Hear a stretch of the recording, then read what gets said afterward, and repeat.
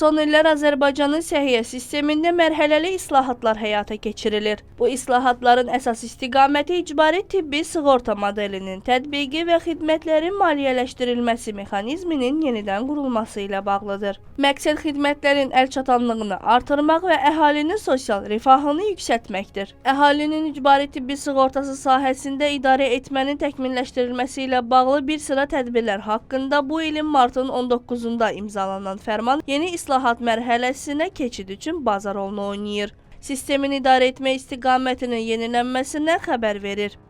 Fərmanda icbari tibbi sığorta sistemində funksiyaların yenidən bölüşdürülməsi, sosial müdafiə və səhiyyə institutları arasında inteqrasiyanın gücləndirilməsi və təbibin rolunun genişləndirilməsi nəzərdə tutulur. Yeni qərarlara əsasən dərman və tibbi vasitələrlə təminat funksiyaları da təbibə həvalə olunur. Bu qurumu yalnız xəstəxanaları idarə edən deyil, bütün səhiyyə xidmətlərinin icrasını təmin edən əsas operatora çevirir. Təbibin funksiyalarının genişləndirilməsi xidmətlərin fasiləsizliyini artırır və səhiyyə sistemində nəticə yönümlü idarə etməni gücləndirir.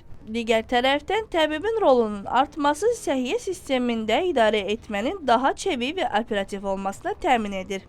Mərkəzləşdirilmiş idarə etmə modeli fövqəladə hallarda və ya kütləvi tələbat artımı zamanı resursların daha sürətli səfərbər edilməsinə imkan verir.